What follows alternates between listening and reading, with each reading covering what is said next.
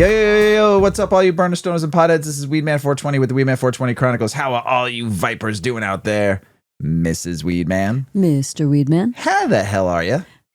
Fantastic. I love it. Hey, all you vipers out there in the world, hopefully you're smoking some big fat doinks while you're listening to the show. And Mrs. Weedman and I are about to get normal with some Cherry Gar-See-Yah, given to us by our friends at Ralph Wiley, our favorite plug on the earth, who, as you know, Reefer Madness, the best drug dealer out there. So let's talk about Cherry Gar-See-Yah. Cherry Gar-See-Yah, also known as Cherry Gar-See-Yah, Cherry Gar-See-Yah, or Cherry Gar-See-Yah, is an evenly balanced hybrid 50-50 sativa created through the three-way cross of the mouth-watering black cherry soda, cherry maduro, and mandarin sunset strains. This tasty bud is named for its iconic Ben & Jerry's ice cream flavor, thanks to its mouth-watering taste and happy, giddy high. It's almost like having a sugar rush. This bud has a sweet and creamy cherry vanilla flavor that's accented by just a touch of spicy flowers. The aroma is very similar, almost like you're indulging in a little bit of vanilla ice cream, topped with cherries while sitting at the gas station. The Cherry Gar-See-Yah high will hit you soon as you exhale, launching your mind into a high-flying euphoric place that is unfocused and heady. You'll find that your mind will begin soaring through psychedelic visions, taking you out of this plane of existence. Relaxing body high accompanies this heady lift, keeping you anchored no matter how far your mind flies. In combination, the high is within 24 to 25% average THC level. These effects give Cherry Gar-See-Yah an edge in treating conditions such as chronic stress, depression, chronic pain, headaches, and migraines, and bipolar disorder.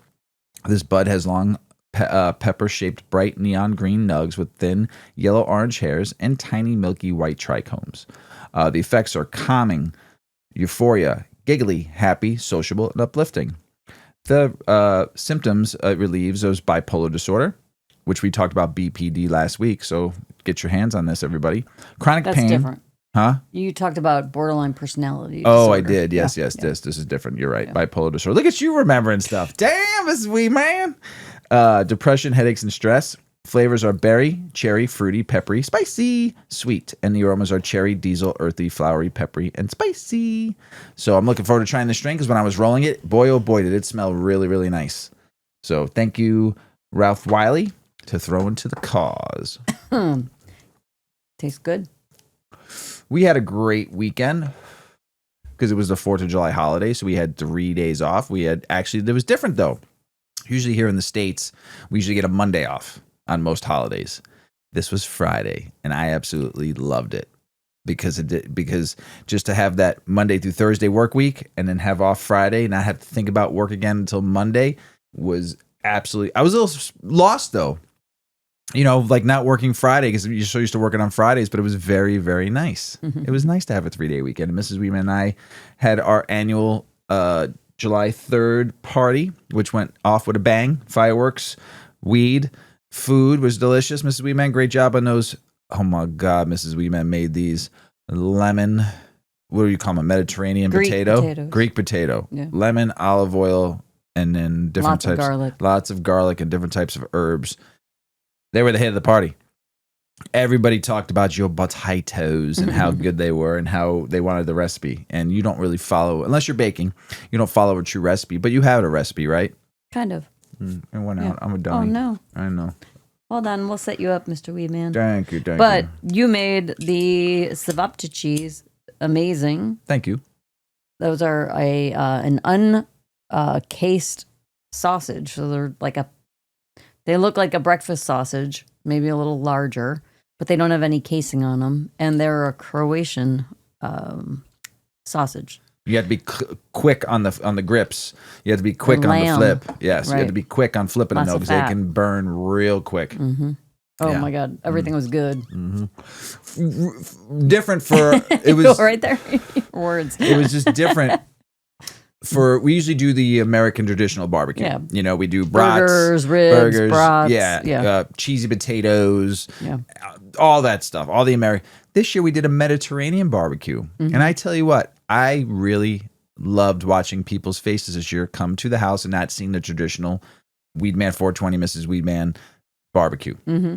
It was totally different, and I enjoyed watching people try and have. Now, your family knows the ceviche and all that stuff, but a lot of people that we had over didn't know those those Croatian sausages, and I tell you what, their eyes were like, these things are amazing. They were all gone for the someone most came up part. to me and goes, "What are you fucking cooking, a breakfast sausage?" I'm like, "Motherfucker, you just wait." Just wait till you try it. And they came back later on going, "Where'd you get those at?" I said, "Yeah, exactly." Yeah. Okay. Make fun of my breakfast sausage now.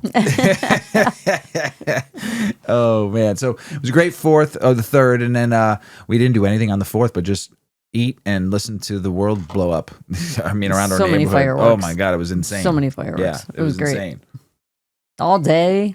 I mean, it was just all day, till like all night. 3 o'clock in the morning. Yeah. There was fireworks going off. It was crazy Pretty how consistent. loud. Yeah, it was pretty good. And then Saturday we went to the beach. Yeah. Yuki's favorite place on earth, the beach. Yes. It was a great day. It was beautiful. Hopefully you all got to enjoy some beach weather or some lake weather or whatever boat weather, whatever you do. And then Sunday we did nothing. It was great. So I enjoyed this year that the 4th was on a Friday. Mm-hmm.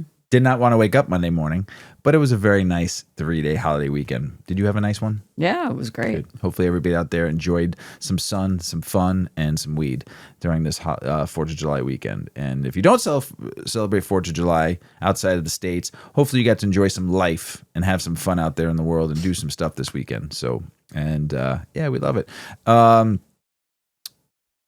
Ted Lasso. I had to bring this up before I talk about the rest we're going to talk about. I texted it to you. We watched an episode, and if you're not watching Ted Lasso, I highly suggest you do. Season 2, episode 9. You knew it because it was that good, right? It was season 2, episode 9. The name of it was Beard After Hours. So Beard is the assistant coach. Yes. That's his nickname. Yes. And it was a story of his shenanigans one evening because he's pissed off. Because the team lost. Well, yeah, that's a That's giveaway. all right. But okay. Spoiler.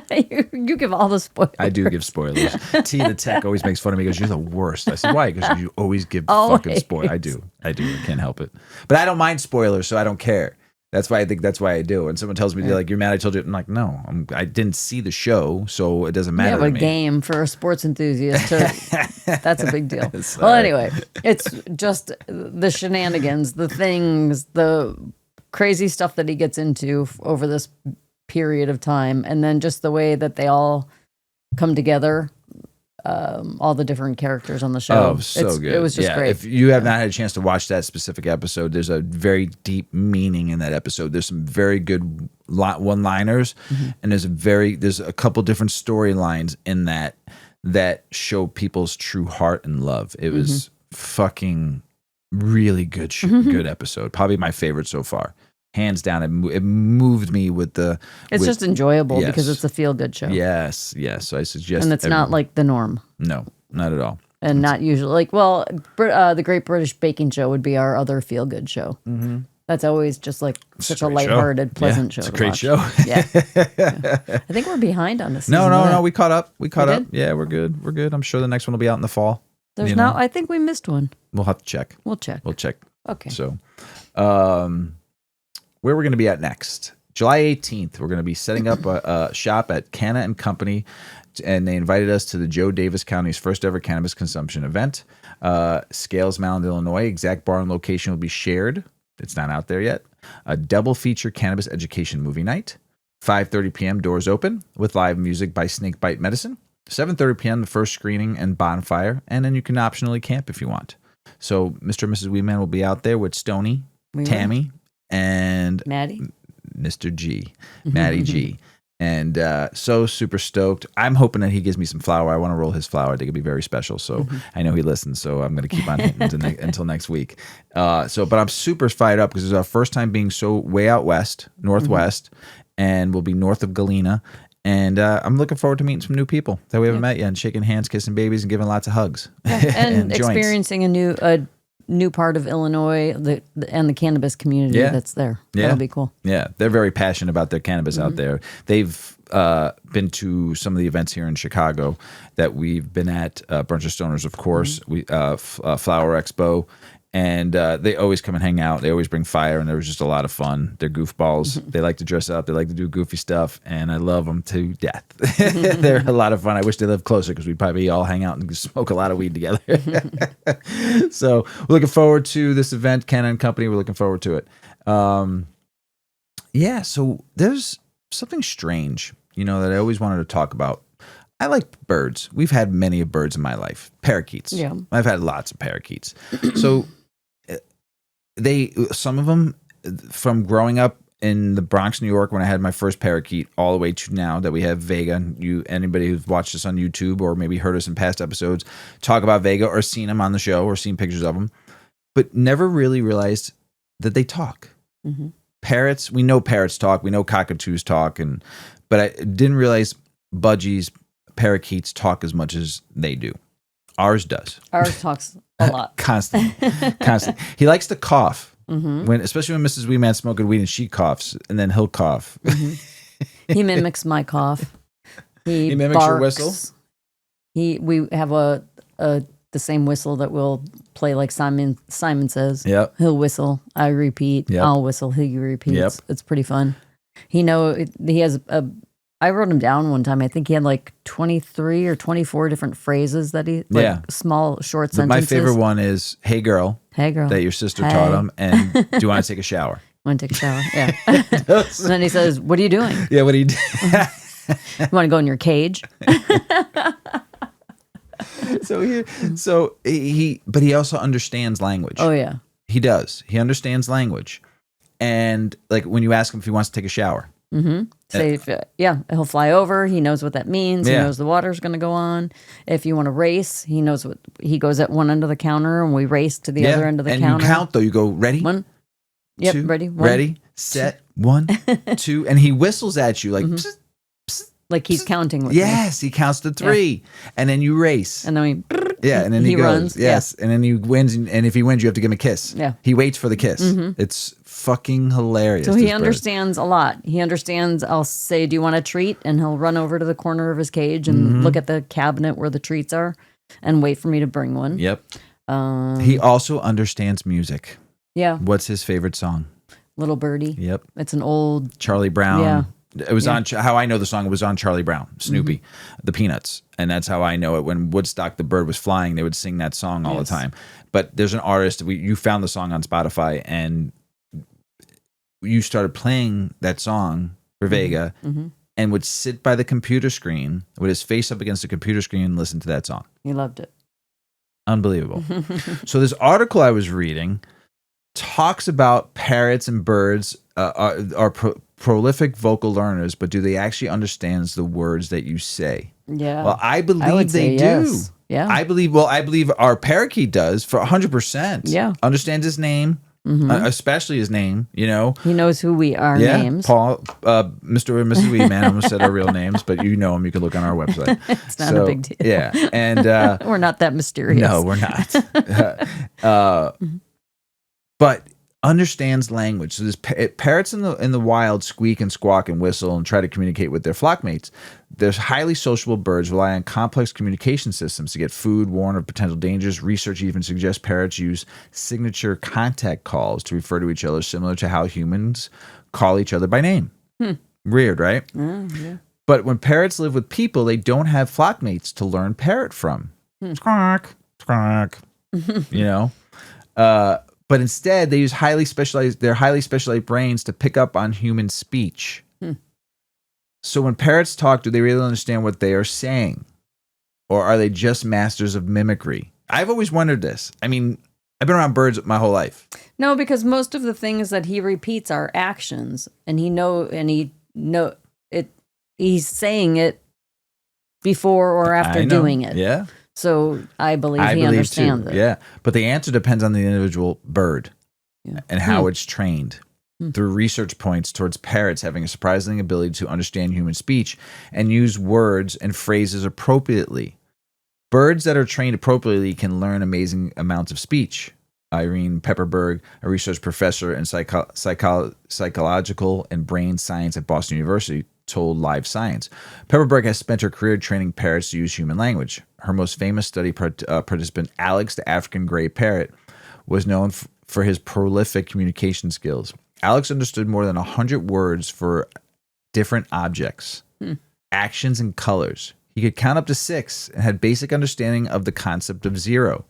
When given an object, Alex could identify its color, shape, and material as well as accurately compare multiple objects using like bigger or smaller, same or different. It's pretty impressive. That is very impressive. Alex was trained using a careful methodology that ensured he would understand specific words applied to certain objects or concepts. But experts say that even everyday parrot can pick up on certain features of human language. They're learning words and phrases, like you said. Aaron Colbert White, associate professor of psychology at the University of Puget Sound, said parrots can definitely learn words that refer to the real world objects. If you say peanut enough times and you hand them a peanut, just like with a kid, they're going to learn that word label.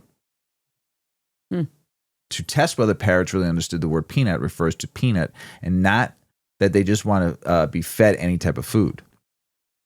Colbert said, you can wait until the bird requests a peanut and then hand them a different food. If the parrot knows exactly what peanut means, there's a good chance they'll drop the food that they didn't know what it was or didn't ask for. So Colbert White said that the type of learning applies more to concrete real-world objects than to abstract words or phrases. However, parrots can pick up on contextual cues related to more abstract words. Sometimes they will use these words or phrases in appropriate ways because they're smart, Pepperberg said. For example, a parrot might learn that people say hello when they walk into the room, and then they start saying hello to greet people. They may not understand the deeper conceptual meaning of the word, but their owner will probably find the behavior entertaining and rewarded by giving them more attention. Parrots from strong bonds with their owners are very responsive to their feedback.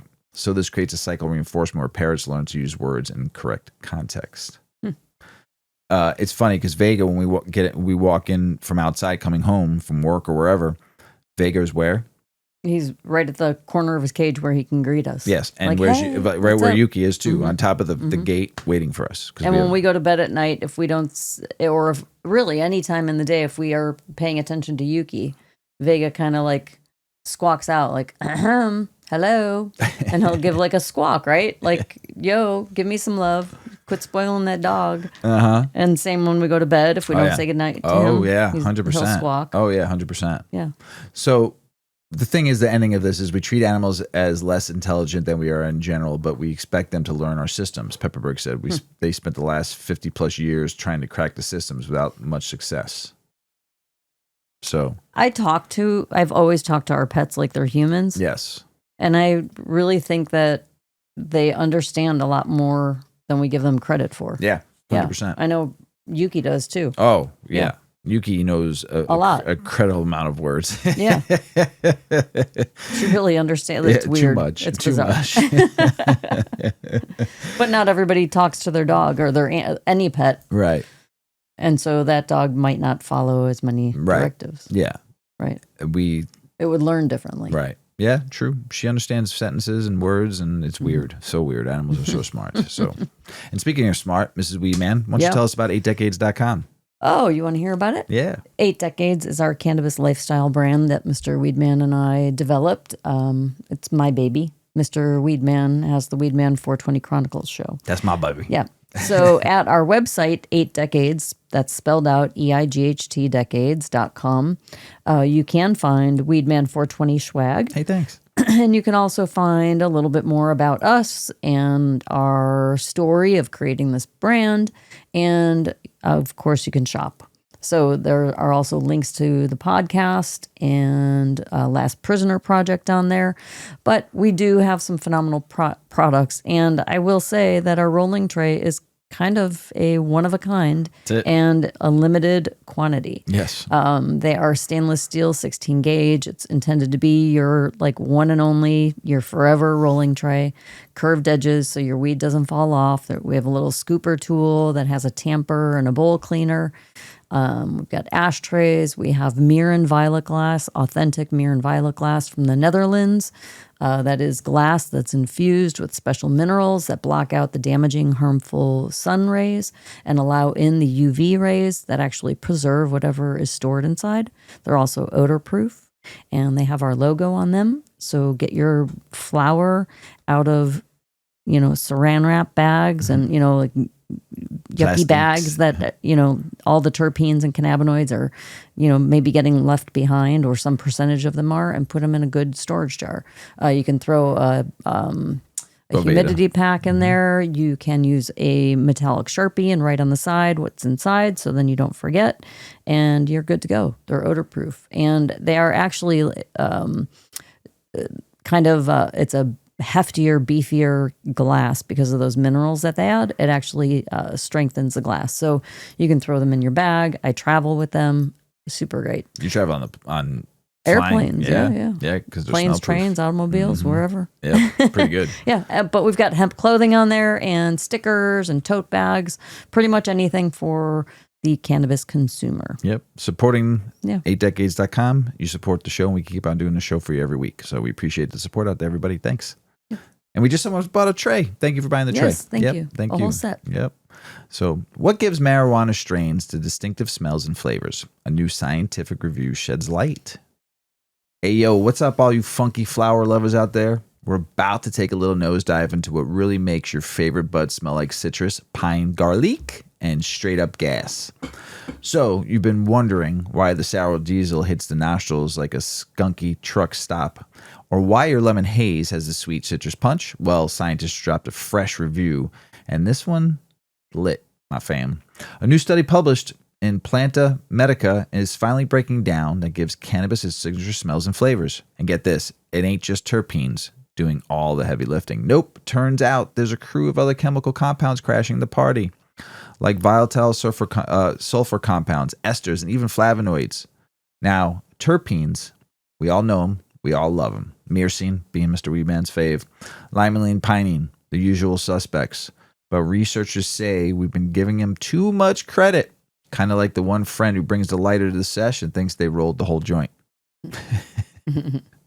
These scientists dug into hundreds of peer-reviewed papers and said, hold up, there's a whole entourage of smelly molecules out there that deserve some love, like esters, which bring the fruity aroma, and volatile sulfur compounds, aka the stank skunk, just in your face going, whoa, giving us that roadkill that we smell when we drive past a skunk, which I kind of like sometimes when I'm driving on a late night road. Kind of wakes me up a little bit. I ain't gonna lie. Not roadkill, but the skunk smell. Yeah. Yes. Yeah. Ugh, no, not roadkill. And check this. They even talking about flavonoids like cannaflavins, which can impact taste and aroma, but also have anti-inflammatory efforts. So it ain't just nose candy. It might be medicine. The research also threw some shade at the whole indica sativa thing, saying it's time to focus on less plant and strain names and more on chemical profiles if we want to get serious about effects and flavor. So next time someone says, yo, is this a sativa? You'll be energized. Maybe ask them what compounds are in that flower. Let's evolve the convo. Just like 8 decades evolved that convo. So whether you're puffing on something citrusy, floral, full of funky cheese, gas, skunk, now you know it ain't just about terps. It's about the whole funky orchestra of compounds. Jam it together in your nug. Science is finally catching up with the stoners already knew. Cannabis is complex as hell, and we love her for it. Stick around. Mrs. Weedman is going to be telling us a little bit more, Mrs. Weedman, on marijuana use tied to significantly higher sexual desire and arousal. Mm-hmm. This is a new study. Yep. Tell us about it. The report, a doctoral thesis out of Queen's University in Canada, includes 2 separate studies, an online survey of 1,547 cannabis users, as well as a 28-day diary analysis of 115 individuals, 87 of whom were marijuana users, while 28 were infrequent or non-users. More frequent cannabis use was linked with greater daily sexual desire, wrote author Kayla Mooney. On sexual activity days, participants reported significantly higher sexual desire and arousal on days they used cannabis compared to non-use days. Across all study days, regardless of sexual activity, participants reported significantly higher sexual desire and lower sexual distress on days they used cannabis compared to non-use days. The study continues, noting the findings could help inform both sex therapy and general psychotherapy. As for the online survey, Approximately half of the sample reported sexual motivations for cannabis use, most commonly to enhance aspects of sexual response, according to the abstract. The new report, which itself calls the relationship between cannabis and sexual functioning complicated, adds to a growing body of research about the subject. For example, late last year, a study found that cannabis-infused vaginal suppositories seem to reduce sexual pain in women after treatment for gynecological cancer. Combining the suppositories with online exercises and mindful compassion offered patients even more substantial benefits. The outcomes favored the combined group. Research said in which sexual function, levels of sexual arousal, lubrication, and orgasm increased, and the levels of sexual pain decreased. Earlier research also found that administration of a broad-spectrum, high CBD vaginal suppository was associated with significantly reduced frequency and severity of menstrual-related symptoms, as well as the symptoms' negative impacts on daily life. As for sexual fulfillment, a separate study last year found that while alcohol might be effective to facilitate sex, marijuana is better at enhancing sexual sensitivity and satisfaction. While alcohol increased some elements of sexual attraction, including making people feel more attractive, more extroverted, and more desirous, people who used marijuana have more sensitivity, and they are more sexually satisfied than when they consume alcohol, authors wrote. A broad scientific review of academic research on cannabis and human sexuality published last year concluded that while the relationship between marijuana and sex is a complicated one, use of cannabis is generally associated with more frequent sexual activity as well as increased sexual desire and enjoyment. This article, published in the journal Psychopharmacology, also suggested that lower doses of marijuana may actually be best suited for sexual satisfaction, while higher doses could in fact lead to decreases in desire and performance, and its suggested effects may differ between men and women.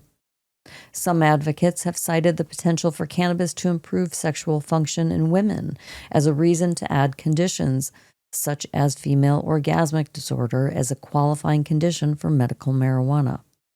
As for men, the psychopharmacology article noted that study findings are conflicting. Some suggest that cannabis causes erectile dysfunction, premature ejaculation, and postponed ejaculation, while others claim the opposite. A 2020 study in the journal Sexual Medicine, meanwhile, found that women who used cannabis more often had better sex. Sorry about that. Numerous online surveys have also reported positive associations between marijuana and sex. One study even found a connection between the passage of marijuana laws and increased sexual activity. Yet another study, however, cautions that more marijuana doesn't necessarily mean better sex. A literature review published in 2019 found that cannabis's impact on libido may depend on dosage, with lower amounts of THC correlating with the highest levels of arousal and satisfaction. Most studies show that marijuana has a positive effect on women's sexual function, the study found, but too much THC can actually backfire. On the surface, this type of research may seem quirky, one of the authors of that study said, but the psychological aspects of sexual function, including how we think about our bodies, our attraction to our partners, and our ability to connect to people intimately, are all important to psychological well-being in sexually active adults. So that's It's pretty positive. Yeah, it's very positive. Good news. And I can agree with that. I mean, I think that just the way that it makes, generally speaking, when you are a comfortable cannabis user, you understand how it makes you feel, and you know strains and ways to consume that you don't deal with paranoia and that kind of thing. It's exactly the opposite. Oftentimes, cannabis makes you feel less inhibited, just like alcohol. Right. But you don't have the sloppiness of alcohol. Sloppy drunk sex. Yeah. That's the worst. Sloppy. Sometimes it was fun, right? Sloppy. Oh, I will say this weed, spot on the right to the head. Can't see so good. But it went right to my head. Yeah. I Right mean, to my it's head. like, whew, Yeah. I feel it all up here. All the blood's just flowing right now. All My in the, eyes in feel the like brain. they're crossed. You can crush your eyes pretty good. And they might get stuck. That's only if somebody That's how I slaps you in feel. the back. No, that's just how I feel. That's how you feel. 8 in 10 marijuana consumers use it as a substitute for prescription drugs, new survey finds. What's good, all you lovely stoners, burners, and potheads out there in the weed sphere universe? I'm coming at you with another tasty nug of cannabis news, and this one's got me feeling some type of way. So dig this. A brand new survey just dropped from the NCIA, that's the National Cannabis Industry Association, and it shows what we've all been saying in our own ways for years. Weed is medicine. I've been saying something different, though. What have I been saying? There's angels in those leaves. Why do you laugh when I say that? Because it's the fucking truth. And it'll set you free. According to the poll of nearly 1,800 adult cannabis consumers, 8 in 10, 80% said they've used marijuana as a substitute for prescription drugs. That's pain meds, anxiety meds, sleep pills, you name it. And people aren't just dabbling either. 51% of them fully replaced at least one medication with cannabis. Huge. And you know what else? It ain't just about pain. Top reasons folks said they're making a switch includes help with anxiety, chronic pain, depression, and insomnia. The big hitters of everyday mental and physical health. Even more dope, around 40% of consumers said they started using cannabis instead of alcohol. That's good. So we're just not talking about prescription bottles. We're talking about beer cans and liquor bottles too. People are looking for healthier choices, and Mary Jane is stepping up like the queen she is. Now listen, Mr. Weedman here ain't no doctor. I do know a couple of doctors, though.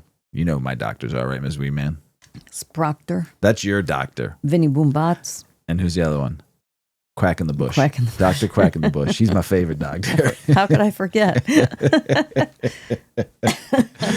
But I do know that when the plant gives you relief without a laundry list of side effects or the late night pharmacy runs, that's what we're talking about. And the folks over the NCIA, they're saying there's proof that cannabis is playing a serious therapeutic role, even in states where it's only recreational. Imagine that. The survey also calls out a big issue. The stigma and lack of access are still holding people back, even with legalization in a bunch of places. Folks still face judgment, job threats, or straight up confusion about using weed instead of pills. It's wild out there, folks. This right here is why the work continues. We fight for education, safe access, and federal reform. Why shows like this exist, and people, journalists, other podcasters, radio hosts, because we've got real people out there getting real results. Not only just as medicine for the plant, but also people speaking the truth about the plant. And we all deserve to be heard. So light went up for all the cannabis warriors out there making the switch, taking control of their health, and trusting the plant. We see you, and we salute you. But I do have to say something, because I do listen to other people that have tried and used cannabis, either tried it a few times, thought it was going to help and it didn't, or people that had used it for years and it's now they can't use cannabis anymore. It's not working for them anymore. And here's what I have to say. I'm sorry that the medicine didn't work for you. And there's many people out there that I see that it didn't work for them. And I'm going to apologize because I feel sorry for them. You know, I wish it did help, but there's something out there for you instead of a bottle, a pill bottle, you know, or hard stuff. You know, there is medicine out there. There's homeopathic medicine out there for everybody. But I also think like some of those consumers that consume for so many years and had just like maxed out their endocannabinoid system. Oh, probably. If they've been away from it for a few years, I challenge them to give it another try. Yeah, and I've talked to a couple people that did though, and it did. It still made them. It still gave them. It had a reverse effect. Their paranoia went through the roof. Their anxiety went through the roof. They got headaches. Did they try to take like an old kind of? That's my thing. Like, do they reintroduce it at like 5 milligram doses or like one puff of a joint? No, I asked this person. If they didn't go back in like they smoked yesterday. No, I think they started slow, but I just think it didn't work. You can burn. You can get burnout. You can. Yeah. So we have talked about that. Pace yourself so you could have a lifelong relationship. I know. Like some people say, like I used it so much where it didn't help the pain anymore. Yeah. But how much are you using? I mean, right. That's what I'm saying. If you're smoking like, from the reset time, your. if you're smoking from the time you get up, from the time you go to bed, all the time. I mean, eventually anything you take is not going to work anymore. It's just like eating the same food every day for 50 years. You get tired of the food. So it just, I pray that hopefully one day it can help people again with it. If not, there is a homeopathic way out there for you, though. There is. Just might not work with your endocannabinoid system, cannabis. So hopefully you find something that works for you. Cannabis oil, though, might help with drug-resistant epilepsy. Yeah. Study suggests. This is a big one. Tell us about it, Ms. Weedman. A case study of 19 individuals with drug-resistant epilepsy who used cannabis oil found that the median duration of seizure freedom after starting treatment was 245 days. 5 patients remained continuously seizure-free for more than a year. The study was published in Frontiers in Neuroscience. Epilepsy is a chronic neurological disorder marked by recurrent, unprovoked seizures caused by abnormal electrical activity in the brain. It can result from genetic factors, brain injury, infections, or sometimes from reasons that may remain unknown.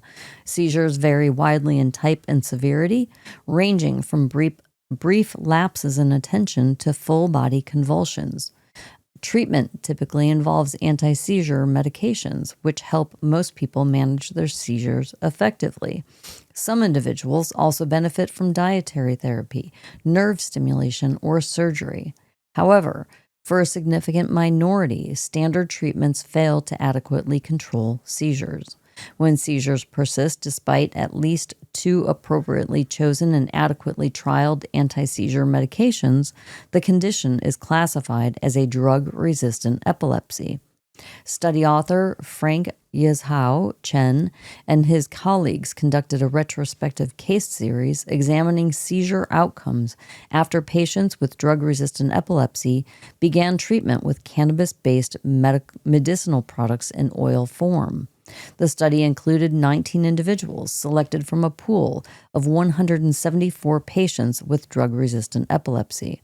All were treated at North Toronto Neurology, an outpatient neurology clinic in Toronto, Canada, through the clinic's medical cannabis program. Each patient received authorization for medical cannabis use from the program's neurologist. The program begins with an educational session and initial consultation. If the patient is deemed medically suitable, meaning they do not have unstable cardiac, renal, hepatic, or psychiatric conditions, they are authorized to use cannabis oils in accordance with Canadian medical cannabis regulations. The treatment protocol consists of 5 phases. It begins with cannabidiol only, or CBD-only oils, with doses gradually increased until their seizure control is achieved or side effects become problematic. If CBD alone does not lead to sufficient improvement, delta-9 tetrahydrocannabinol, THC, is added while reducing the CBD dose. Patients are monitored regularly and treatment is adjusted based on seizure response. Researchers tracked seizure frequency before, during, and after cannabis oil treatment using patient or caregiver-reported logs. Results showed that 11 patients achieved seizure freedom without requiring changes to their initial cannabis oil regimen. An additional 7 patients became seizure-free within 1 week of starting treatment. That's big. Yeah. 4 patients required the addition of THC to their CBD-only regimen to achieve seizure control. The median duration of each patient's first seizure-free period was 211 days, with a range of 90 to 412 days. In total, The median cumulative seizure-free duration across patients was 245 days. 5 patients achieved seizure freedom for at least 1 year. That's huge. 5 patients were treated with CBD alone, while the remaining 14 used a combination of CBD and THC. The median CBD dose for the CBD-only group was 6.8 milligrams per day. That's kind of low. Very low. While those using both CBD and THC received a median CBD dose of 7.58 milligrams per day. The median THC dose was 0.31 milligrams per day. Overall, 90% of patients reported improvements in quality of life. Among patients who were not continuously seizure-free but remained on cannabis oil, their monthly seizure frequency dropped by 69% compared to baseline. The results of the study support prioritizing CBPMs, or cannabis-based products for medicinal use, in cases of drug-resistant epilepsy. It also supports research into identifying clinical and biological biomarkers for DRE cases that may achieve seizure freedom under CBPM treatment. Lastly, the study supports improving the accessibility of CBPMs, using seizure freedom as a primary outcome in future CBPM epilepsy trials, and assessing the role of THC in reducing seizures, the authors concluded. The study highlights the potential of cannabis-based medicinal products to induce long-term seizure freedom in some individuals with drug-resistant epilepsy. However, it is important to note that this was not a controlled experimental study. There was no placebo group or blinding, and the findings rely on observational data. As such, it cannot be confirmed that the observed improvements were solely due to the cannabis treatment. Nonetheless, this is positive news for seizure patients. That's great news. That was big stuff right there. Yeah.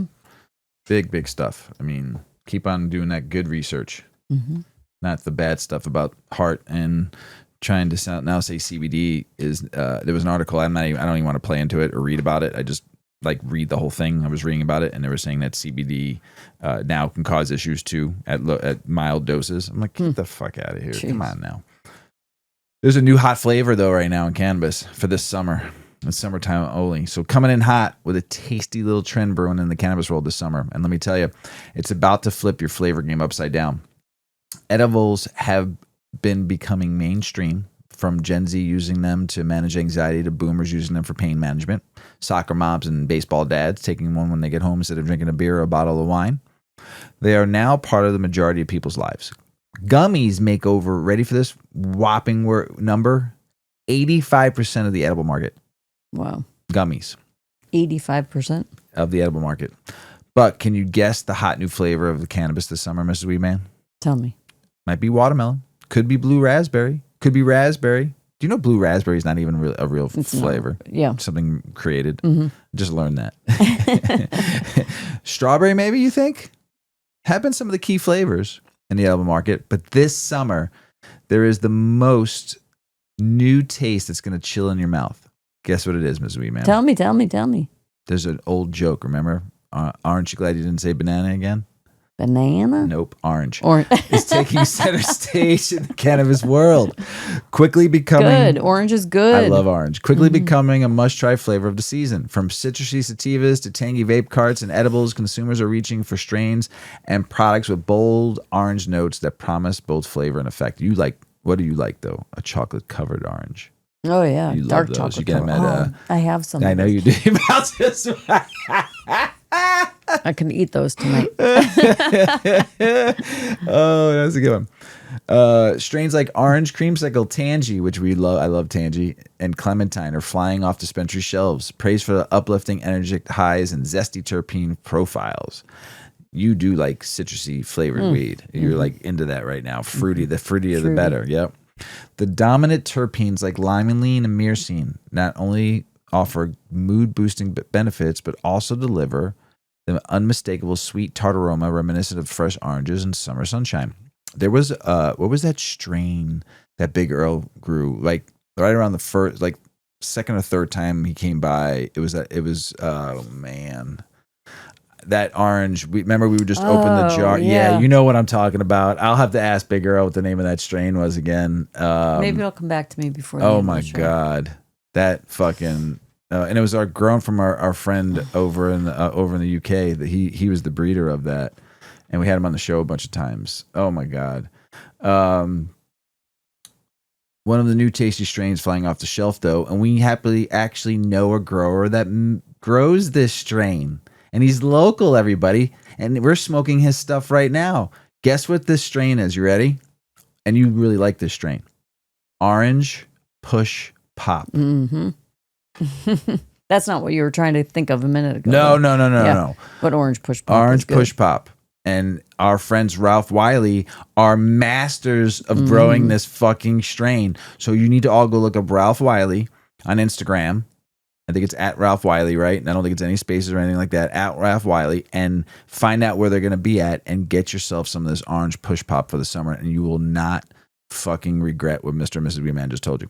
It's also known to have, also known as Emergency and as exhilarating strain, brought to you by the masters and breeders of Seed Junkie, which I think that's where Ralph Wiley got their seeds from. And I think that, like I said, I haven't tried Seed Junkie's grow, but I tell you what, Ralph Wiley, with its lineage rooted in Orange Push Pop crossed with classic sherbet strain, these strains set the bar high for aromatic and flavorful experiences. Orange Push Pop is as visually appealing as it is flavorful. Orange Push Pop has the sweet, juicy orange smell, which is hard to resist, and a hint of creaminess. It is similar to the orange creamsicle. Whether you're a seasoned user or just exploring the scene, the citrus wave offers a delicious way to enjoy cannabis with seasonal twist. Keep your eye on orange. It's more than a flavor. It's the summer statement strain. It's gonna drive me crazy. I know the name of that. Was it peach? Something? No. It was orange. I have peachy keen. No, I'm gonna look the episode when we had him on while you're. That's what I was looking for too. I'll go to Spotify while you're doing this next one. So let me introduce her. 2 things you really like in this world. Mm-hmm. What is your favorite drink? Coffee. And what do you like a little splash of in the morning? Some weed on a weekend. There you go. Tell us about it, Mrs. Weedman. Everybody, I'm gonna go on my phone. I never do during a show, but I am gonna. You're trying to research something. I got to research this and find because this drive Mr. and Mrs. Weedman crazy. A new wellness trend combines people's love of iced coffee and their desire to relax and be productive. The new thing is iced coffee with a splash of cannabis and CBD. For millennials juggling work, wellness, and the need to unwind, the new ritual is gaining traction, sipping iced coffee with a side of cannabis or CBD. This dynamic duo isn't just trendy. This is also called a Seattle speedball. It's a thoughtful pairing designed to help you stay focused, centered, and chill. Whether you're powering through deadlines, easing into a self-care moment, or vibing out after a long day, iced coffee and cannabis or CBD offer a balance that fits today's fast-paced yet mindful lifestyle. Cold brew or iced lattes have become more than just a caffeine fix. They're a cultural staple. Smooth, refreshing, and easy on the stomach, iced coffee delivers the energy boost millennials crave without the jitters. Pair it with a low-dose sativa or a microdose of THC, and you've got a productivity hack that helps sharpen focus while keeping creativity flowing. If cannabis isn't your thing for work hours, CBD can step in. Known for its calming, non-psychoactive properties, CBD pairs beautifully with iced coffee. It helps smooth out caffeine's edgy effects, offering alertness and calm, perfect for meetings, brainstorming sessions, or a solo deep work zone. Millennials are redefining wellness with routines that prioritize both performance and mental health. Adding CBD to your iced coffee can support stress management and help with anxiety without sedation. CBD's anti-inflammatory properties may even help with post-workout recovery or those long laptop marathons. Cannabis, when used mindfully, can enhance this wellness angle. Hybrid or indica strains in low doses can promote relaxation, enhance mood, and help your body truly unplug. Whether you're doing yoga, journaling, or just taking a mindful break, this combo sets the tone for a balanced well-being. After work, It's all about switching gears. Iced coffee in the evening might seem counterintuitive, but decaf or adaptogen-enhanced options can complete the ritual without disrupting your sleep. Paired with a relaxing cannabis edible or a soothing CBD tincture, you've created an evening ritual that signals it's time to unwind. Today, people are embracing mindful rituals. Iced coffee paired with cannabis or CBD offers a refreshing, balanced experience, one which supports productivity, enhances wellness, and encourages mindful relaxation. Just remember, dosage and intention matter. So start slow, stay hydrated, and savor the synergy. What is it, Mr. Weedman? I found it. You got it. I'm so good. What was it? So first I'm going to say the breeder grower. Okay. I got the strain from Big Earl, but Big Earl got the seeds from Trichome Seed Jungle. And the strain is called Orange Soul. Soul. Yes, Orange Soul. That fucking strain. That was good. Smelled like summertime. It smelled like orange blossoms growing in the field. So good. It was the best orange, and I tell you what, Orange Push Pop is great. I love those guys. They're fucking amazing. But this Orange Soul that Trichome Seed Jungle made hit different, smelled. I would just go to the jar just to open it all the time. And just, I'd be like, and I think I would bring you the jar too to smell it. That fucking strain, the orangeness of that, it was just fucking, it was just masterful. The esters coming out of that, just the fruity esters, just, you couldn't, it just was like, are you fucking kidding me? This is not weed. I'm eating this, you know, kind of strain. So yes, check out Orange Push Pop by Ralph Wiley. And if he still has seeds of it, go to Trichome Jungle Seeds. He's over in the UK, was in Spain for a while, went back to the UK, and see if he still got packs of those. And I highly suggest you fucking grow that strain. I'm telling you right now, you will not, if you grow it right, your house would smell like orange blossoms every day. Political, state, and business news. Rep. LaShawn Ford ain't playing. He's kicking off statewide tour to push regulations for Delta 8 in Illinois. No more mystery carts, no more kids buying at gas stations. He's calling for age limits, safety rules, and a fair shot for minority-owned hemp businesses. Hey, Kentucky, y'all ready to grow? Governor Andy Bashar just said medical marijuana growers will be putting seeds in the ground really soon. That's right, legal cannabis has taken root in the bluegrass state. He's promising product by early 2025, and licenses are already rolling out. Feels good to see more states join the green wave. Let's grow it right, Kentucky. Nice and slow and full of love. Let's go. But here's Kentucky, another one. Kentucky cannabis drama. A crew of med marijuana companies just sued, calling the state's rollout unconstitutional. They say patients using canna for opioid recovery, IBS, and bipolar are being treated like criminals. And that's straight up absurd. These folks want access, no arrest, demanding legal relief under Kentucky's Privacy and Liberty Acts. Smoke the legislation, not the patients. Stay tuned. This court battle is about freedom, fairness, and flower. Puff on that. Virginia, moving slow but steady. This week, the new Virginia Cannabis Commission meets to craft rules on retail weed, licensing, taxes, product safety, paraphernalia, and equality plans. They've got until mid-2028 to prep for post-Yoakum world when the next governor could greenlight sales. It's public, it's bipartisan, it's shaping how Virginians hit legal shelves. Watch the space. Retail's on the horizon. Congress, time to wake up. Us on the op-ed urges lawmakers to create a federal pathway for medical cannabis access, not just adult use buzz. Right now, the Rohrabacher FAR protections expire yearly. I totally blustered that name. I can't pronounce it. Rohrabacher, Bachenberger, Frickenbacher. FAR protections expire yearly, and Trump's FY 2026 budget drops them, leaving patients at risk. More than 6 million Americans rely on the state's programs for pain, PTSD, chemo relief, yet they're stuck in patchwork mess. Families need stable medicine, not stoner politics. Puff, puff, pass, and pressure Congress, fam. Nebraska is hitting a regulatory snag. Governor Jim Pillen just approved emergency rules to license med marijuana by October 1st. But this is sounding like Alabama. But he banned flower access and only suppositories. No, I'm just kidding. Limiting patients to pills, oils, and creams and suppositories. Critics say the files in the face of the law Nebraskans voted for and denies patients whole plant relief. It's a jack move, folks. Patients voted for flower. Don't throttle that plant, Nebraska. New Mexico stepping it up, hiring legit weed cops to crack down on illegal pot. Under HB 10, the state will hire a chief plus up to 6 certified officers to enforce cannabis laws, track seed-to-sale data, and bust scofflaws driving the black market. With $1.7 billion adult use in medical cannabis sales, regulators say it's time to add muscle and protect legit businesses. Let's smoke out the shady growers, not the good ones. Check this. Standard Seed Corp just launched a wild AI-powered platform, Botanical AI Factory, to level up cannabis drug discovery. They're mapping millions of proteins, significantly proving the long-debated entourage effect. Cutting time and cost for new cannabis meds. It's just weed. It's big data meets bud. Tracking hundreds of compounds and how they interact in the body.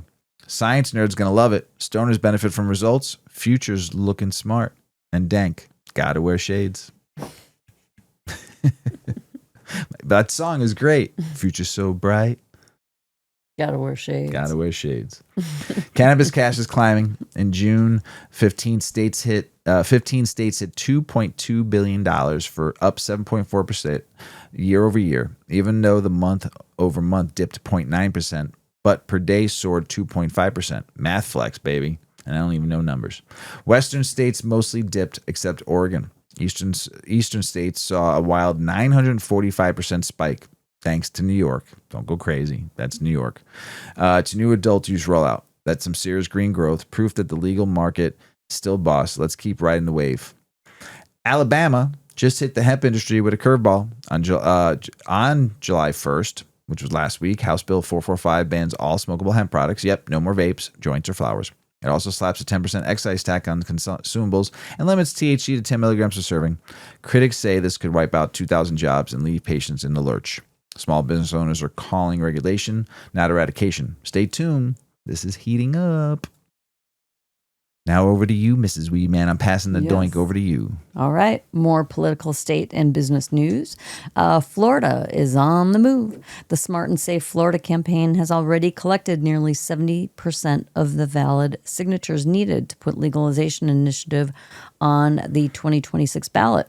That's over 880,000 signatures and counting. They're aiming for a more inclusive and equitable proposal this time around. So that's positive. New Jersey's cannabis market is underachieving despite its prime location and high income. With only 50 cultivators, prices are steep at $10 per gram, and 71% of towns have opted out. Wow, that's a lot. Yeah. Even with $1.3 billion in projected sales, the illicit market thrives. That's 50. Get 50 cultivators. Yeah, 50 in the whole state. Not talking about dispensaries, just cultivators pushing out to be able to do 1.3 billion in sales. That's pretty good. Yeah. Governor Murphy's proposed tax hike could make it worse, though. If Jersey wants to reach its potential, it is time to support licensed businesses and ditch the red tape. Let's grow, Garden State. Yep, you heard me right. That is their name, the Garden State. But they can't figure out this garden, can they? No. Massachusetts. $1.3 billion, though. Yeah. Massachusetts is about to light up the lounge scene. The Cannabis Control Commission is on track to finalize social consumption lounge regulations by October of 2025. They're accepting public comments and holding hearings through early September.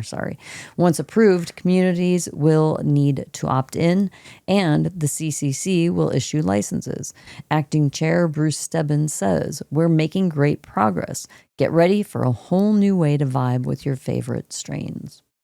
I wonder if it'll, once a state gets this figured out, hopefully other states will follow. But that's the problem. They don't. They can't figure it out. Right. States don't know how to run business. Right. They barely can run the government. They're trying to run businesses. They're terrible.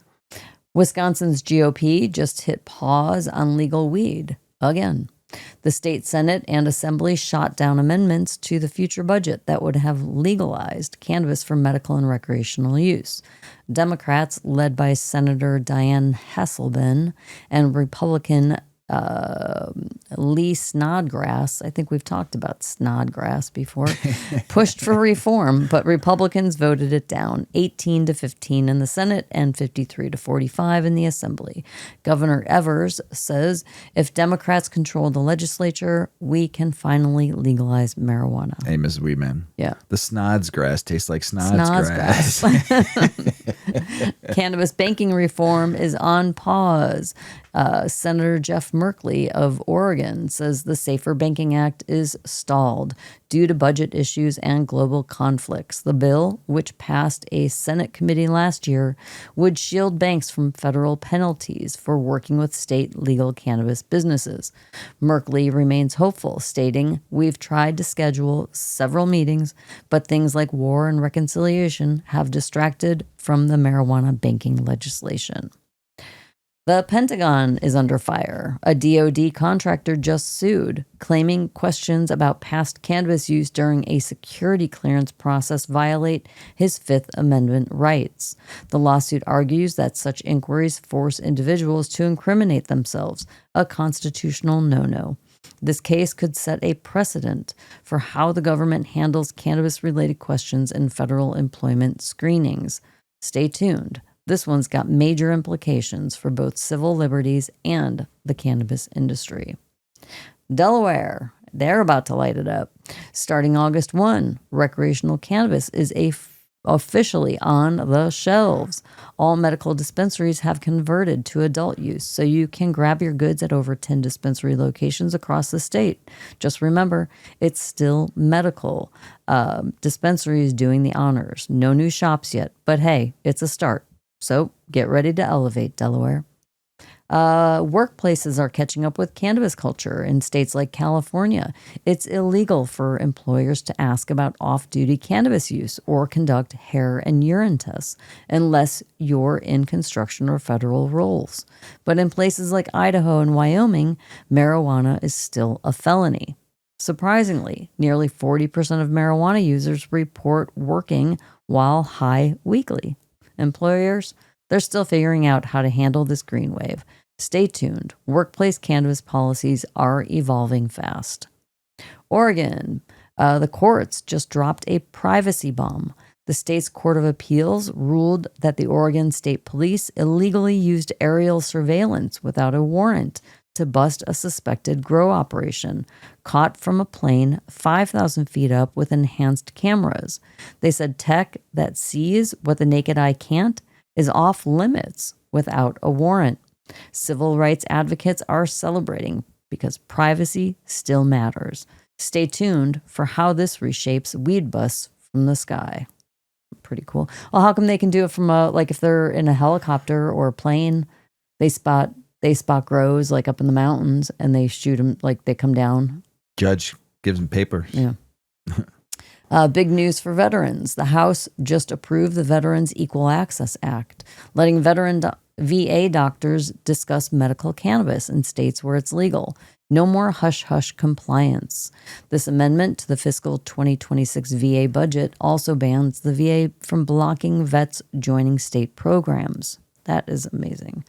Plus, there's an added bonus. They're planning for future psychedelic-assisted therapy. Talk about healing options expanding. Cheers to choice and better, more natural care. All right, Mr. Weedman, on to you. Thank you.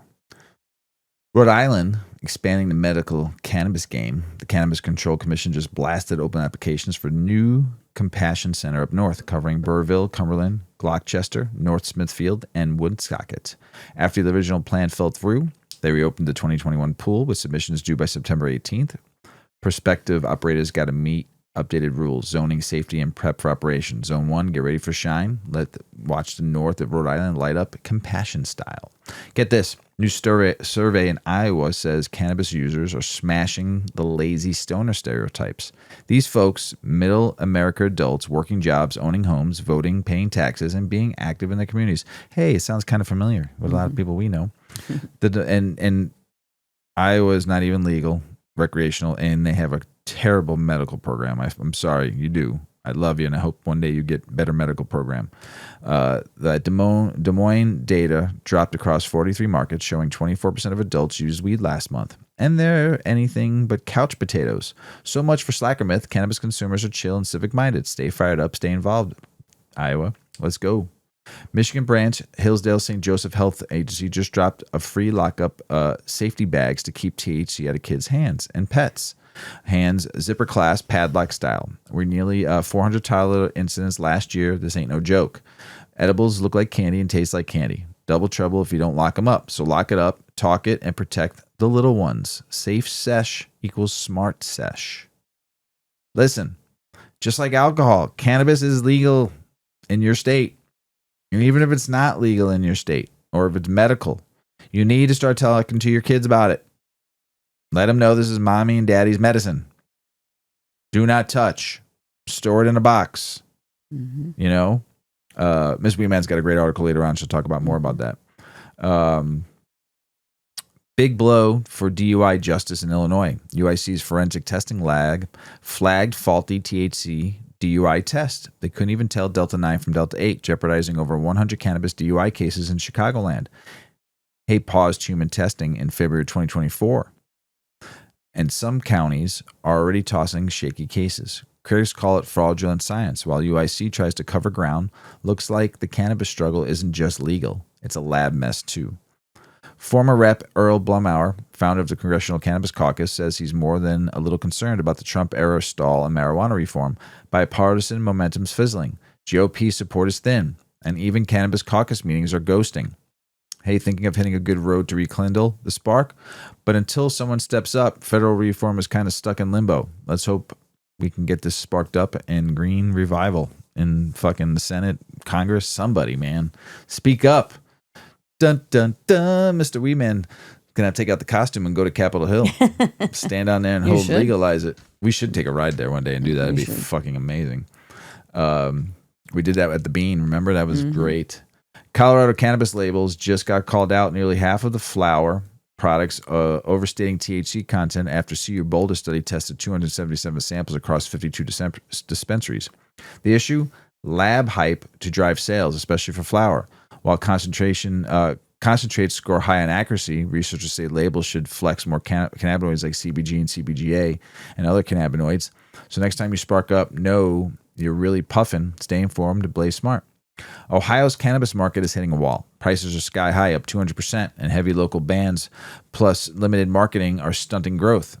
With pricey weed driving consumers across the border to where? Michigan, where you can get an ounce for $25. You can get 200 milligram edibles for $4. And more than 100 municipalities opting out. Legal shops are getting squeezed.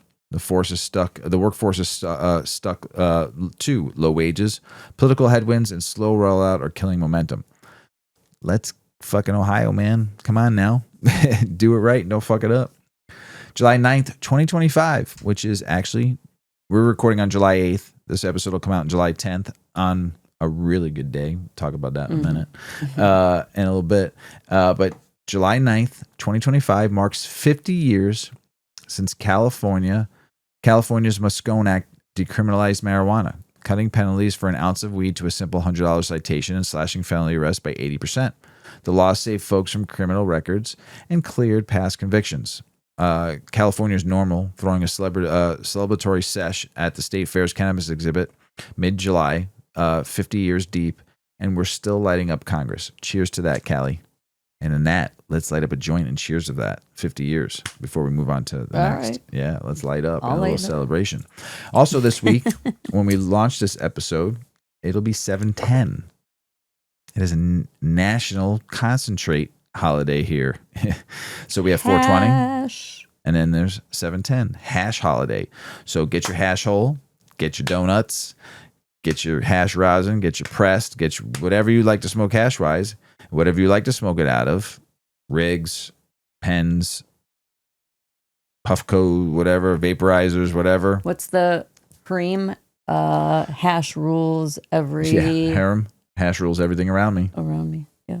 Concentrate, y'all. Yeah, so 7/10. I know what shirt I'm wearing on that day too. I know what shirt you're wearing. You know? Toasty. That's it. Shout out to our friend Toasty. I'll be walking around in his fucking dope ass shirt. Ooh, that was a good hit. Ooh. So here's to California. Salute. A little joint for you. 50 years. Proud of you. Thanks, Mr. Weedman. Thank you, Mrs. Weedman, for lighting that doink. So I am in the weed industry. I'm not going to go into it. I'm not going to tell you stories. If you want to talk to me about the weed industry, I'll do it off air. If you ever want to reach out and see me on the streets slinging, I'm out there every day. I've been doing it for a long time on the traditional market side of things and the legal market. And if you're thinking about joining the weed industry, I'm going to let Mrs. Weedman, from a non-biased perspective, but lives with somebody who sells recreational cannabis and medical cannabis. Mrs. Weedman is also in the cannabis industry. She sells accessories and has a brand called 8 Decades.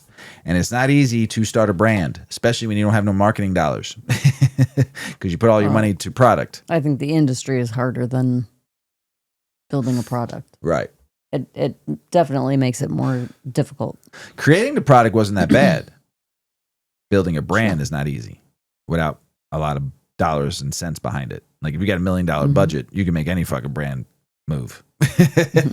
But if you got one person running the whole company and no marketing budget, just word of mouth, guerrilla marketing, takes a little longer. Not saying it doesn't work, but instead of putting $1 million budget behind something and being able to do it in 2 years, guerrilla marketing takes 4 to 5 to 6 years because it's one person at a time. One person at a time. One person at a time. So that's Mrs. Weedman's experience in the weed industry a little bit. I have many stories, but I will not share. If you want to talk to me off air. You shared my story, but you won't share your own. Yeah. What the heck, Mr. Because Weedman? I still work in the industry. So do I. Yeah, but you're self-employed. You can't fire yourself. I wish I could. That's the difference. When you're self-employed, 1099, and you own your own company, you could tell yourself to go fuck off, and then you could fire yourself if you wanted to, but then you hire yourself. And then you got to go back to work the next day. There's Mrs. Weedman's life every day. Yeah. My life is I work for companies.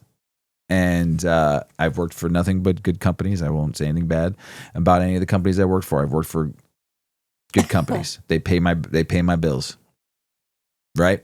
So, and they treat you fair.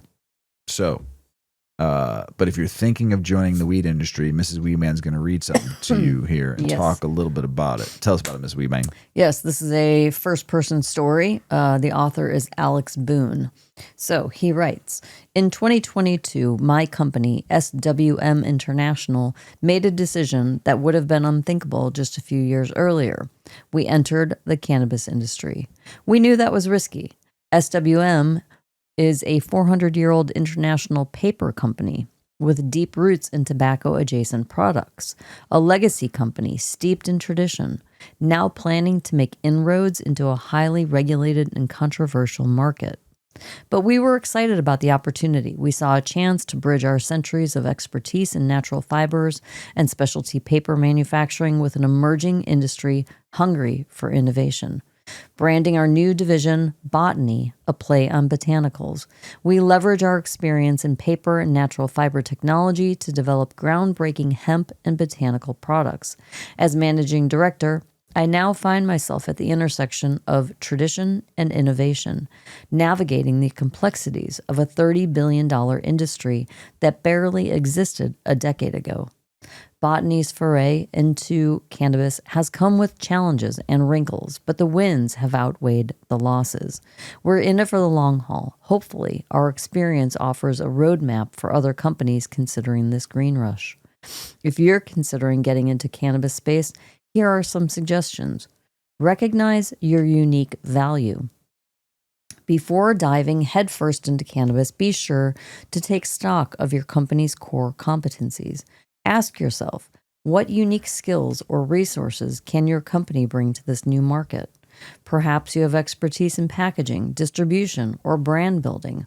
Whatever the case, identifying your right to play is crucial for a successful entry. Several big pharma companies have brought years of scientific and research experience into exploring the medical applications of cannabis, and so-called pick and axe companies have provided essential tools and processes. In botany's case, centuries of experience in paper manufacturing translated into a production of premium hemp wraps and rolling papers.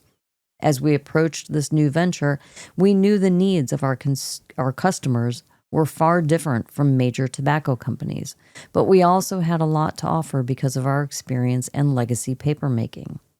Working with big and small companies and using market trends to dictate what we need to make on our machines.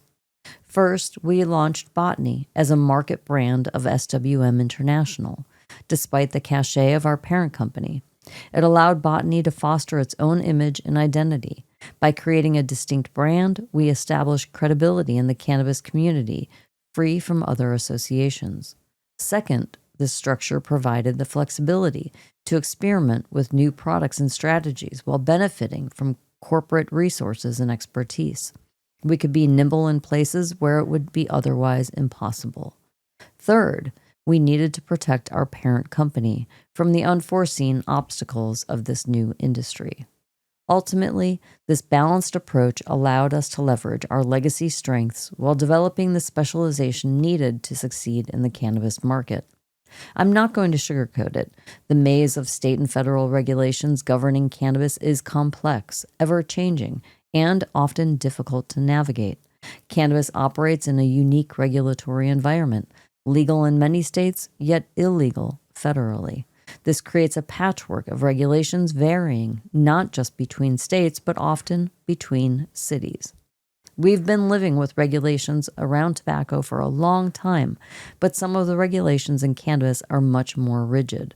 And compliance isn't just following rules, it's anticipating changes. Regulations can shift overnight, requiring quick adaptations. This demands constant vigilance, and having a dedicated team of legal and compliance experts is essential to interpret laws, anticipate the changes, and navigate potential pitfalls.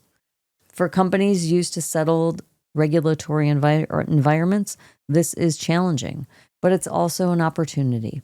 Mastering this regulatory maze provides a significant competitive advantage in the cannabis industry. In tobacco, brand loyalty reigns supreme. Consumers stick with one product for a long time, but cannabis consumers crave novelty. And for this reason, we've had to rethink our approach to product development, shifting from long-term planning to rapid prototyping and iteration. In the beginning, we thought we could make 1 or 2 wraps and be done with it. Not the case. We've changed colors, weights, botanicals, just to keep up with the demand for new products. The cannabis industry doesn't follow traditional growth trajectories of established markets.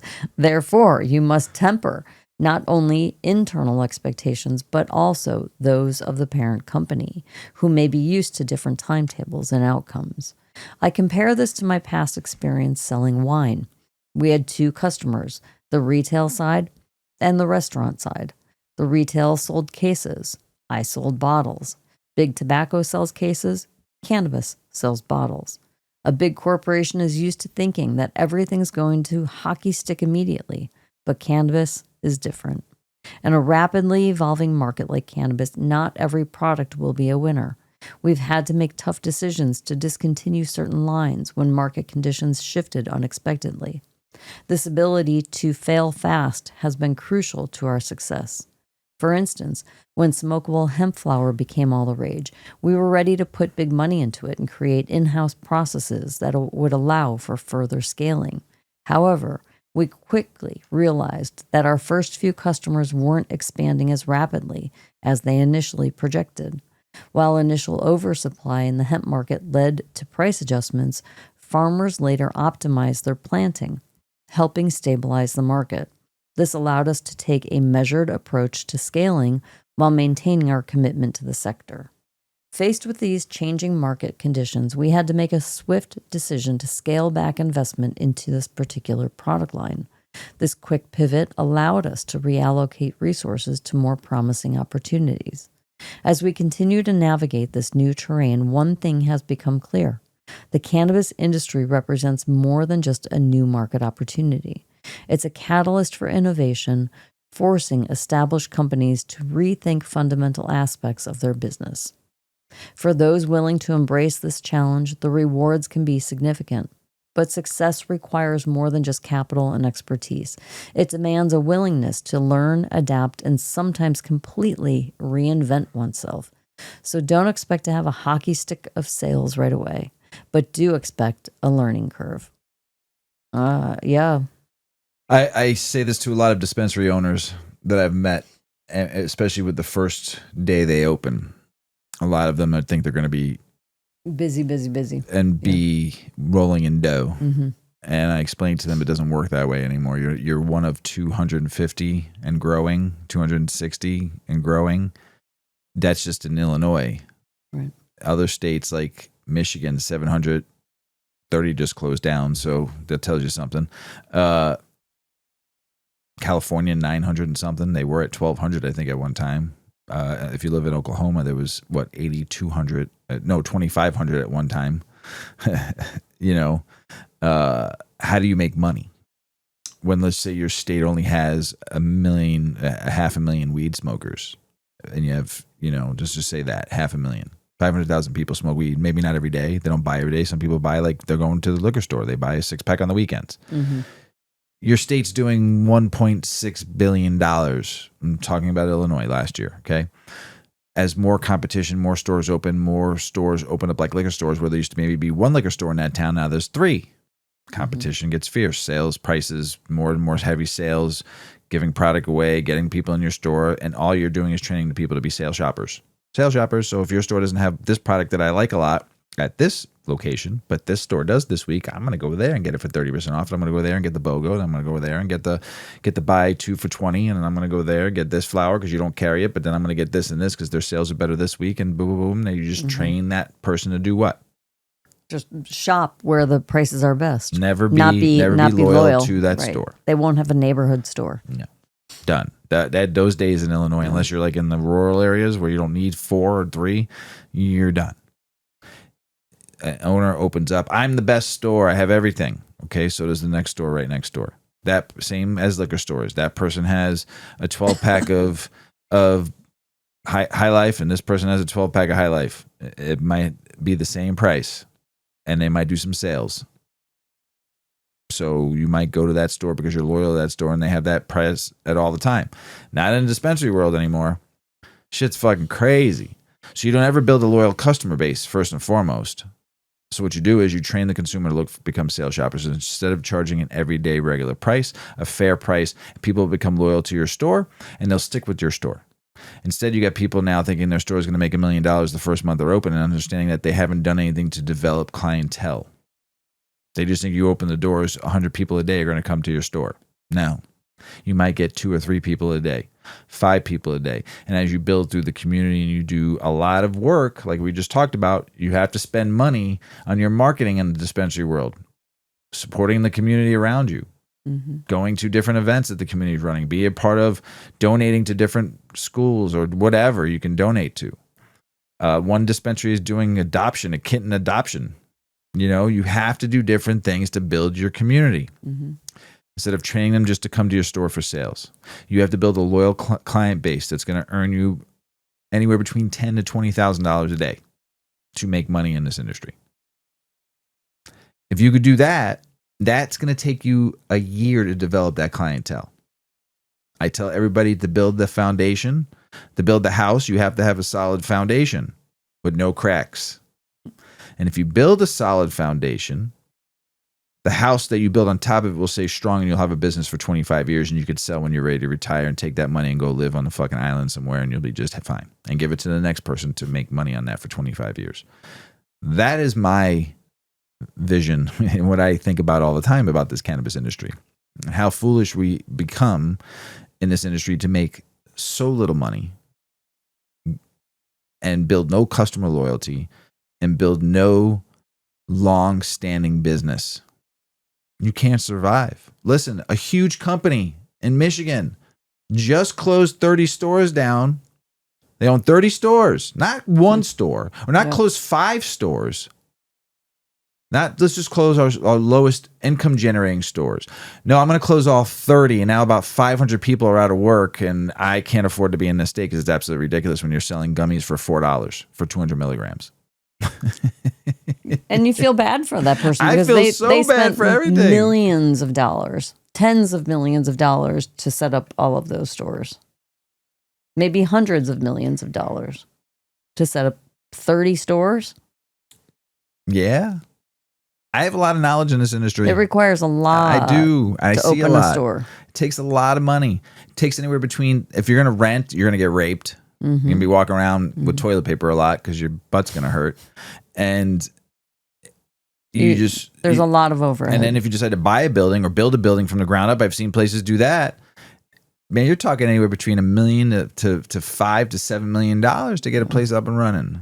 And that's not including buying your inventory, right. Which is going to cost you some money. You have to be really like heavily staffed, right? And then you maybe you're having, a handful of sales a day, and you've got 10 people working full time every day. You have to have security. Labor cost kills you. You have to have a security person. Yep. You have to have an ID checker. You have to have at least 1 to 2 bud tenders. There has to be an inventory person, 2 manager, right? You're not working these businesses they're very difficult. Yeah. Not easy to run a fucking dispensary. Yeah. Not easy to run cultivation either. Oh my God, you're talking, if you're just a craft grow, minimum is 10 mil for the 5,000 square feet minimum. Just to get the license. And then you got to hire people that know what the fuck they're doing in the grow. Right. So, I mean, that's a lot, and then you got to hire all everything else outside the grow rooms. You got to hire trimmers, baggers, makers, whatever. I mean, it's a lot of money to earn very little in the beginning. It's not easy. It takes a very deep pocket to stay afloat while the business builds. Between permitting to opening the door all the way to maybe year 3 when you start being profitable. 5 if you're lucky. Yeah. You have to have cash flow. Yeah. And think about how much money you spend marketing.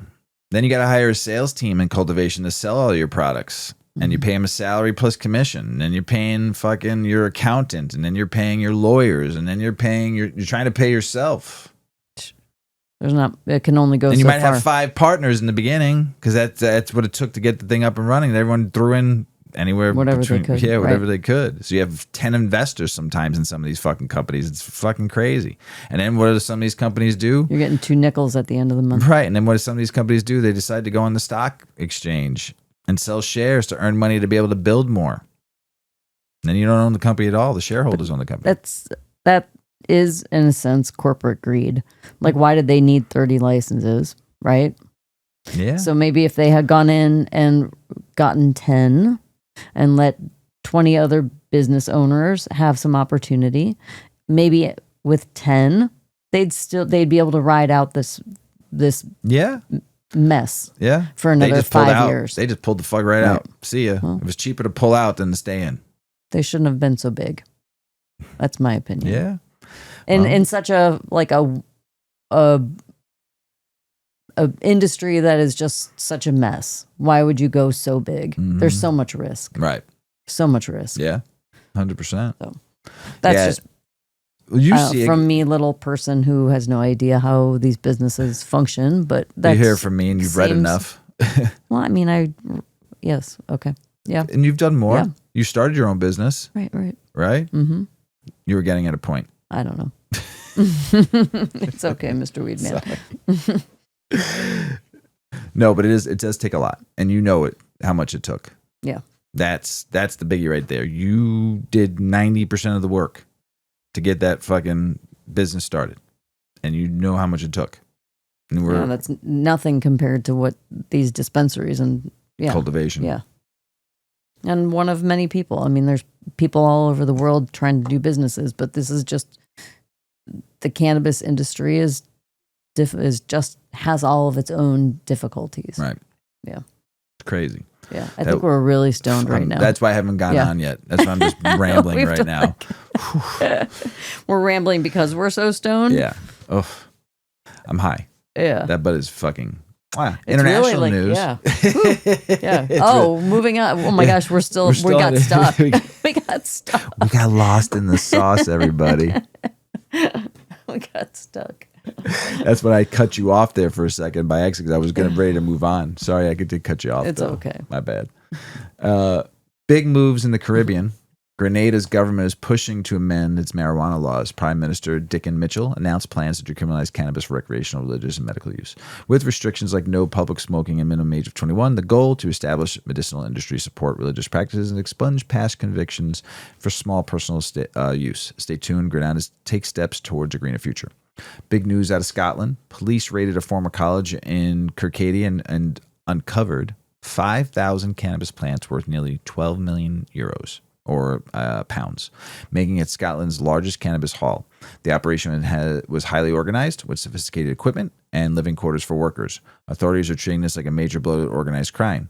Stay tuned as the investigations unfolds. Now, Mr. Weedman heard that Scotland Yard sent out their finest for this. Sherlock Holmes and Watson. Kronos Group is expanding distribution with its Peace Naturals Medicine cannabis brand in Swiss market through a partnership with Driscoll Pharma AG, a Swiss-based company specializing in the supply and distribution of medical cannabis and healthcare training. Big news from the UK. The Food Standard Agency just dropped updated guidance on CBD and THC. While the 10 milligram daily intake for CBD remains advisory, it's not mandatory. However, if your CBD product contains more than 1 milligram of THC per container, you'll need a cannabis derivative license. This move aims to streamline the approval process and help businesses stay compliant. So if you're in the CBD game, time to check those labels and ensure you're in the clear. New Zealand's cannabis scene is lit, just not for the locals. Puro Albumin-based grower just inked a $16 million export deal with the UK, but they are not selling to Kiwis. Why? Domestic rules are a maze. Cultivating, manufacturing, selling each needs separate licenses, and products often require extra processing before reaching pharmacies. Even exporting involves detours through Australia. Tim Alders of Puro says 1 year in the industry feels like 7.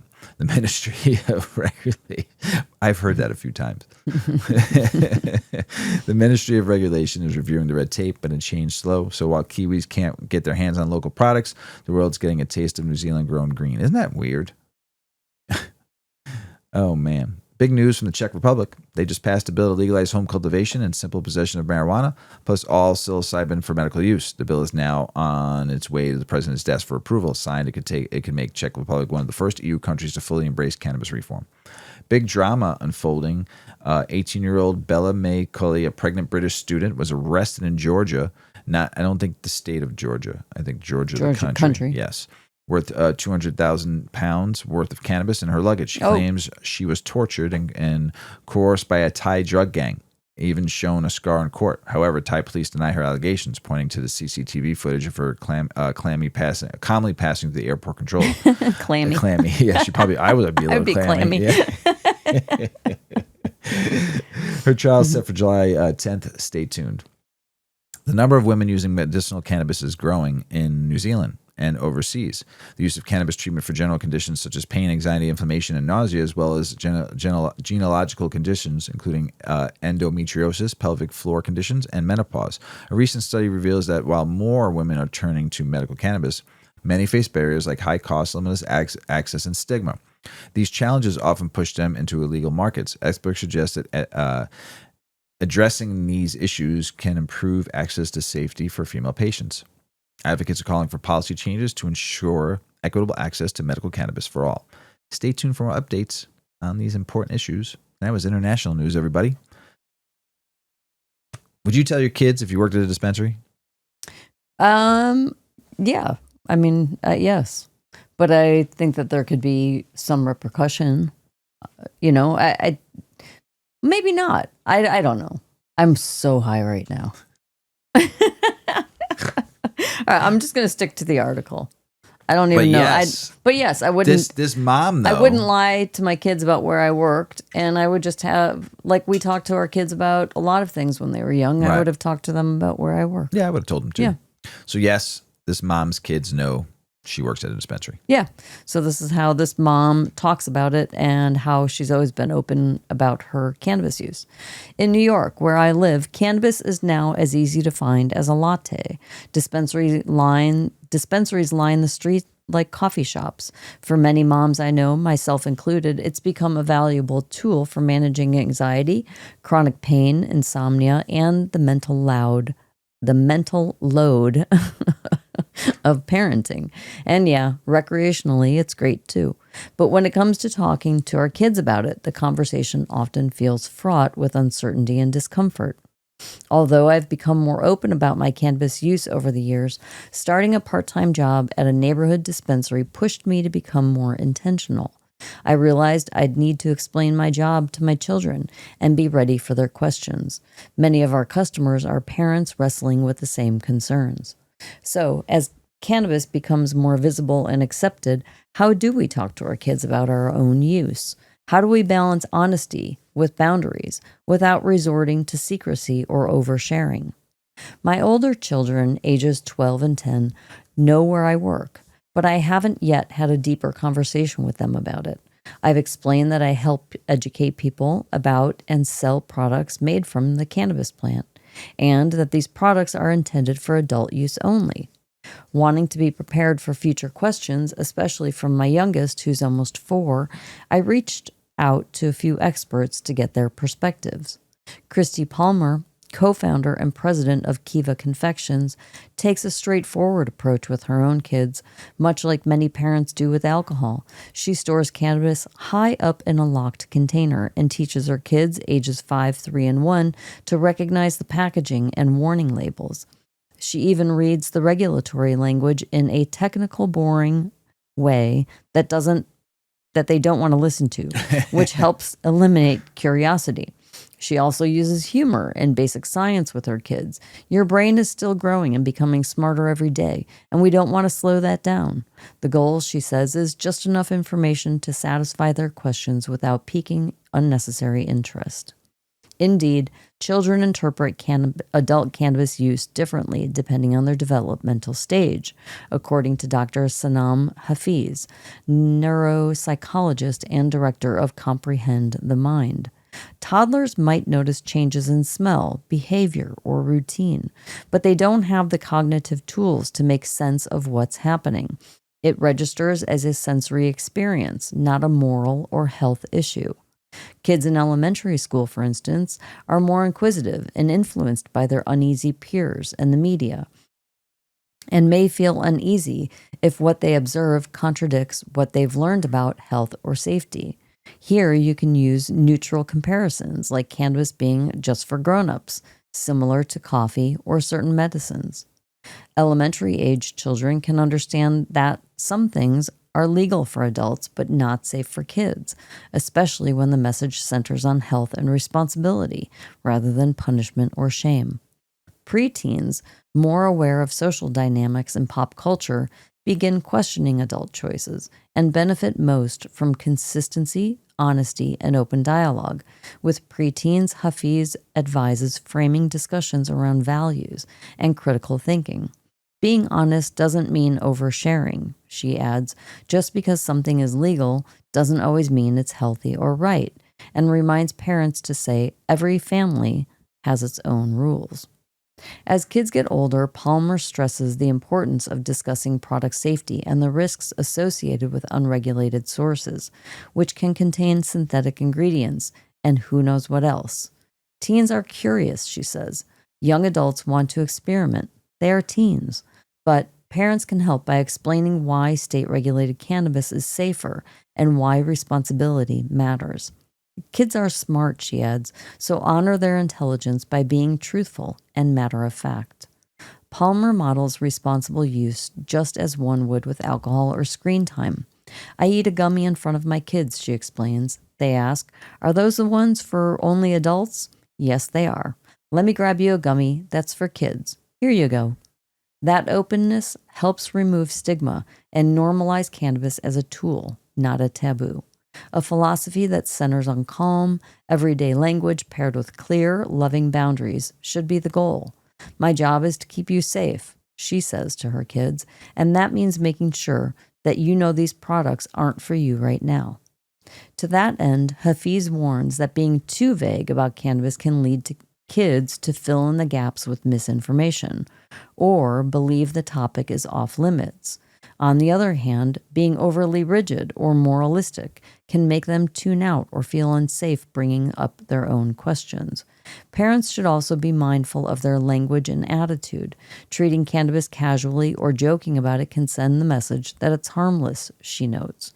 Demonstrating care and responsibility helps children learn to treat these topics with the same seriousness.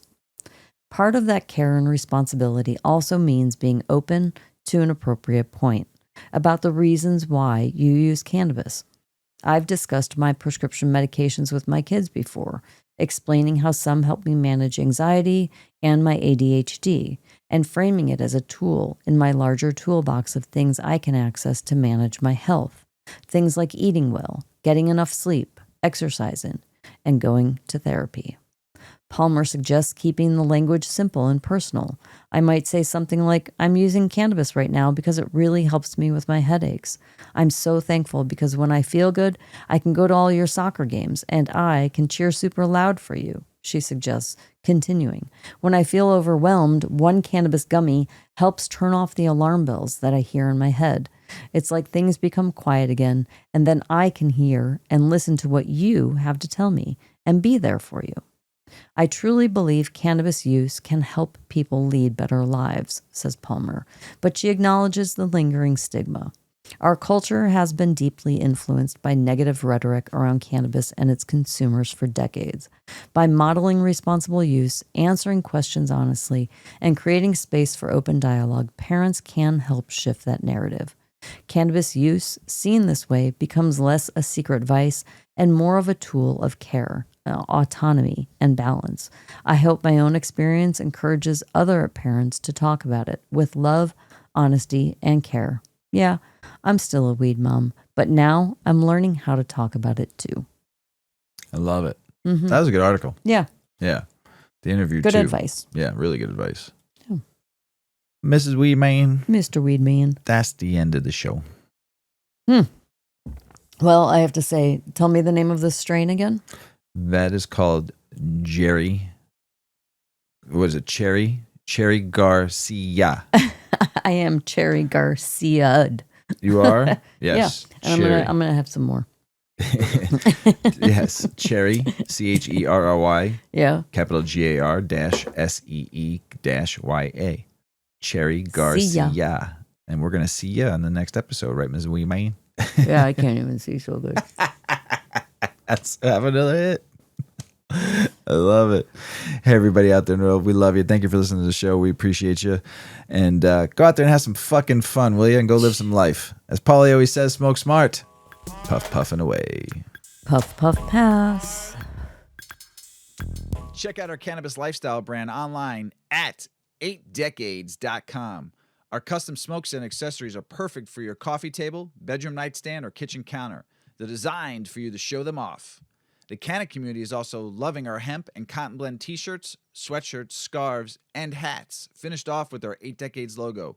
We've got some awesome long-lasting goods that will be your favorite for years to come. 8 Decades, because a 9th decade of cannabis prohibition isn't acceptable.